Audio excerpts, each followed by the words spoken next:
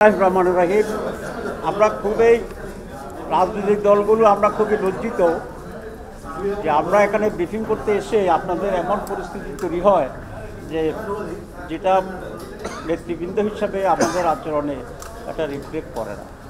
তো এটাতে আমি সকল রাজনৈতিক দলের পক্ষ থেকে আপনাদের কাছে দুঃখ প্রকাশ করছি। এখানে যারা আগে আসবেন ছোট এবং বড় এটা বিবেচনা না করে সেভাবে আমরা সকলে কথা বলবো, এটা হচ্ছে আমার অনুরোধ। আর খুব দৌড়াই আসা ঠেলাঠেলি করে এক অন্যের সাথে যাওয়াটা খুবই বিশ্রী। তো যাই হোক, এটা আমাদের অভ্যন্তরীণ বিষয়টা আপনাকে বললাম। বিসমিল্লাহির রহমানির রহিম, নাহমাদুহু ওয়া নুসাল্লি আলা রাসূলিল্লাহ। আজকে তো আমাদের ঐক্যমত্য কমিশনের মাননীয় সভাপতি, সহসভাপতি, আমাদের মিটিংয়ের সভাপতি, তিনি বিস্তারিত কথা বলেছেন। আমরা প্রথমেই রাষ্ট্রপতির ক্ষমার বিষয়ে আলোচনা করেছিলাম।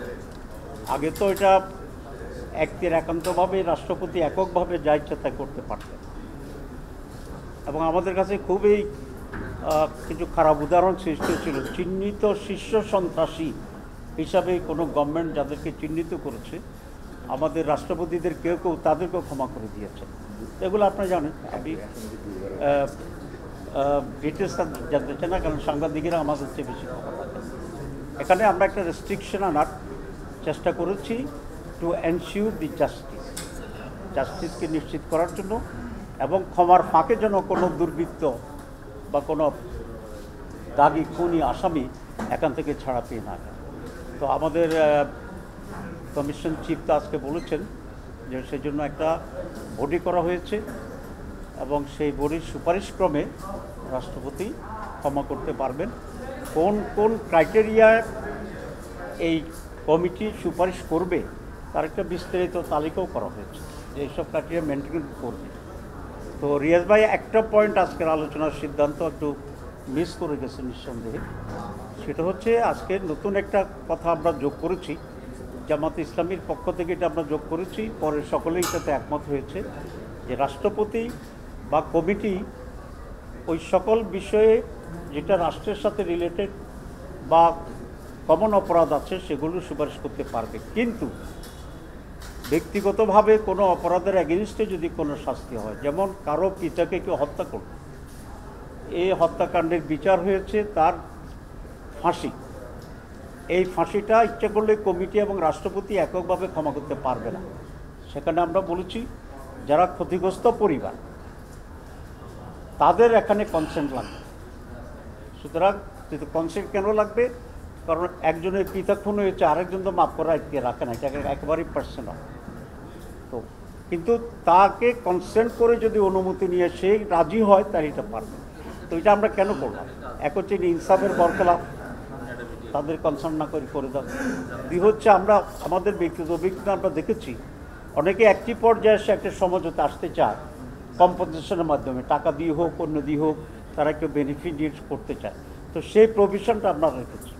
তো এই কারণেই এটা আজকে খুব বড় ধরনের একটা সিদ্ধান্ত to ensure the justice, even প্রেসিডেন্টের ক্ষমা করার ক্ষেত্রেও, যে কনসার্ন ফ্যামিলি বা বৈধ যে উত্তরাধিকার থাকবে ফাঁসির ক্ষেত্রে তাদেরকে কনভিন্স করে, তাদেরকে কনসার্ন করে, তাদের সম্মতিক্রমে ক্ষমা করার এই সুপারিশটি কমিটি করতে পারবে। তো এটা আমি বলছি it's a very new dimension, এবং জাস্টিস এনশিওর করার জন্য ক্ষমার ক্ষেত্রেও এটা একটা উল্লেখযোগ্য মাইল ফলক হিসেবে থাকবে। দুই নম্বর যেটা, সেটা হচ্ছে আমাদের হাইকোর্টের ডিসেন্ট্রালাইজেশন। দীর্ঘ আলোচনা হয়েছে, নানা রকম প্রস্তাব আসছে। আমরা লিখিতভাবেও এটা বলেছিলাম যে বাংলাদেশে প্রায় 20 কোটি মানুষ, এবং এই মানুষ সংখ্যা আরও বাড়তে থাকবে। দূর দূরান্ত থেকে, সুনামগঞ্জ থেকে বলেন বা আরও প্রত্যন্ত অঞ্চল আছে, আসতে মানুষের খুব কম। আর ঢাকায় এসে থাকা খাওয়া অপেক্ষা করার মতো সামর্থ্য আর সুযোগ আমাদের খুব কম মানুষের কাছে যাইতে। সুতরাং it is the demand of the time and demand of the common people, এবং এটা অত্যন্ত প্রয়োজন যে বিচারটাকে আরও একটু নিয়ারার করা মানুষের কাছে। এখানে সমস্যাগুলো আসছিল, এই ব্যাপারে কেউ একমত হয়নি যে দুর্গড়ায় বিচার ব্যবস্থাকে নিয়ে যাব, কিন্তু 2-3টা সমস্যার কথা আসছে। এক হচ্ছে এত বিচারপতি পাওয়া যাবে কিনা, 2, বিচারপতিরা এলাকায় যেতে রাজি হবেন কিনা। 3, বিচারের সুস্থ বিচার আরেকটি ভাইটাল অংশ হচ্ছে আমাদের লয়ার্স যারা আছেন তারা। তো সেখানে আসছে যে পোটেন্সিয়াল হাইকোর্ট লেভেলে প্র্যাকটিস করার মতো লয়ার আমরা সেখানে যাবো কিনা বা পাবো কিনা ইত্যাদি। কিন্তু আমরা বলেছি এই মুহূর্তে শর্টেজ হতে পারে, কিন্তু আমরা যদি মনে করি যে আমরা বিচারপতি 5 গুণ বাড়াই দেব, তাহলে বিচারপতি রিক্রুট হতে পারে, মেধাবী লোক তো আছে, এবং তাদেরকে ট্রেন আপ করতে পারে, আপগ্রেড করতে পারে। ঠিক একইভাবে এখন লয়ারের সংখ্যা কিন্তু কম না। একজন বলছেন যে কক্সবাজারে 100 লয়ার আছে সিনিয়র, যারা মাঝে মধ্যে এসে সুপ্রিম কোর্টে হাইকোর্ট প্র্যাকটিস অলরেডি করেন। তো কোর্টটা যদি আরও অ্যাভেলেবল হয় তারা সেখানে করবেন, আরও কনসেন্ট্রেট করবেন, এবং গভর্নমেন্টের উচিত মেধাবী লোকদেরকে বিচারপতি নিয়োগ করে যথার্থ দেশে এবং বিদেশে ট্রেনিংয়ের ব্যবস্থা করা।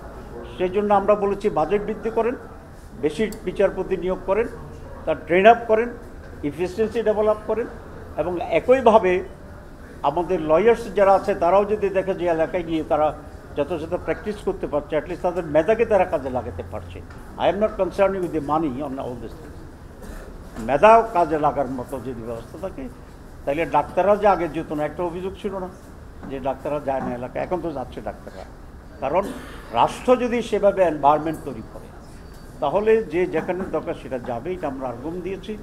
আলহামদুলিল্লাহ সবাই দীর্ঘ আলোচনার পরে আমরা এখন একমত হয়েছি যে সংবিধানে আমাদের ইউনিট একই ধরনের সুপ্রিম কোর্ট থাকবে এক কেন্দ্রিক ঢাকায়, আর বিভাগীয় শহরগুলোতেও হাইকোর্ট বেঞ্চের সম্প্রসারণ করা হবে।